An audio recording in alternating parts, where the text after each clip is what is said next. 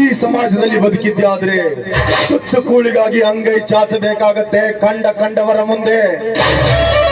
ಅದೇ ಸತ್ಯ ನ್ಯಾಯ ನೀತಿ ಧರ್ಮದ ನೆತ್ತಿಯ ಮೇಲೆ ಕಾಲಿಟ್ಟು ಅಟ್ಟಹಾಸ ಮೆರೆದದ್ದಾದರೆ ಕುಬೇರನಾಗಿ ಮೆರೆಯಬಹುದು ಈ ಕಲಿಯುಗದಲ್ಲಿ.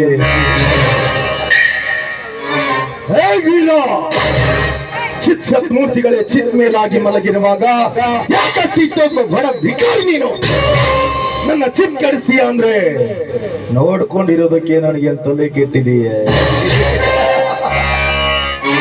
ಸಾಧ್ಯವೇ ಇಲ್ಲ. ಈ ಮಾರ್ತಾಂಡವರ್ಮ ದೇಸಾಯಿ ಅಂದ್ರೆ ಮರಣ ಶಾಸನ ಬರೆಯೋದಕ್ಕೆ ಮುನ್ನುಡಿ ಇದ್ದ ಹಾಗೆ.